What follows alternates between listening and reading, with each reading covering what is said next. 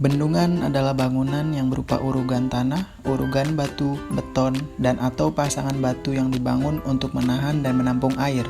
Dapat pula dibangun untuk menahan dan menampung limbah tambang atau menampung lumpur sehingga terbentuk waduk sebagai tempat penampungan air bendungan. Bendungan Kengkang merupakan bendungan di antara 3 bendungan di Kecamatan Sekotong. Bendungan Kengkang dibangun oleh pemerintah lewat Kementerian Pekerjaan Umum dan Perumahan Rakyat atau PUPR, Direktorat Sumber Daya Air Balai Wilayah Sungai atau BWS Nusa Tenggara I, yang mulai dibangun pada tahun 1993 dan diresmikan pada 17 April tahun 1995. Bendungan Kengkang terletak di Dusun Repok Gapuk, Desa Taman Baru, Kabupaten Lombok Barat. Bendungan tersebut dapat diakses dengan jarak tempuh kurang lebih 700 meter dari pintu masuk di Dusun Kaleb Tengah. Bendungan Kengkang memiliki luas 180 meter persegi, tinggi 15 meter, luas genangan 11 hektar, daerah tangkapan 3,5 km, dan irigasi 200 hektar. Manfaat bendungan antara lain menampung air, mengendalikan banjir, mencukupi kebutuhan air bersih, sumber irigasi, sebagai pembangkit listrik tenaga air, dan sebagai objek wisata. Macam-macam bendungan. 1. Bendungan besar, International Commission of Large Dams atau ICOLD.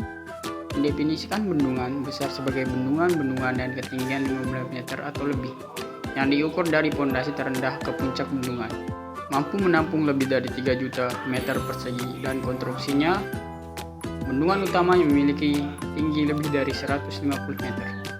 Bendungan kecil adalah bendungan yang ketinggiannya tidak lebih dari 10 meter, diukur dari pondasi terendah ke puncak bendungan.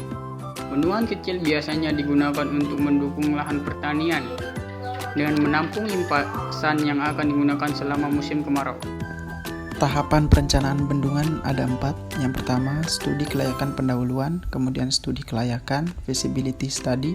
Yang ketiga, perencanaan teknis, dan yang terakhir pelaksanaan pembangunan. Tahapan perencanaan yang pertama yaitu studi kelayakan pendahuluan, di mana data-data yang diperlukan sebagai berikut: peta topografi, peta geologi, foto udara, data klimatologi, data hidrologi, data jaringan irigasi, dan lain sebagainya. Kemudian dilakukan pengujian yang dimaksud yaitu untuk melakukan kalibrasi data-data yang sudah terkumpul. Kemudian pengujian dilakukan dengan membandingkan pemeriksaan dan mencari kesamaan dari data-data yang terkumpul dengan kondisi yang sebenarnya. Tahapan yang kedua yaitu studi kelayakan feasibility study, meliputi penelitian topografi, penelitian meteorologi dan klimatologi, penelitian hidrologi, penelitian geoteknik, dan penelitian sosial ekonomi. Tahapan yang ketiga yaitu perencanaan teknis atau detailed design. Yang pertama, analisis hidrologi, kemudian analisis hidraulik, kemudian perhitungan stabilitas, bangunan pelengkap, penggambaran, dan analisa ekonomi. Tahapan yang terakhir yaitu pelaksanaan pembangunan atau konstruksi, yang meliputi pembuatan jalan akses atau access road. Yang kedua, pembuatan base camp dan mobilisasi, pembuatan saluran pengelak, pembuatan cover dam, penggalian pondasi, penimbunan, penutupan alur sungai, dan penutupan saluran pengelak. Prosedur pemeliharaan bendungan terdiri dari rencana pemeliharaan, catatan pemeliharaan, pemeliharaan pencegahan, dan perbaikan. Pengamatan dilakukan secara rutin dan membuat evaluasi atau kaji ulang keamanan bendungan secara teratur.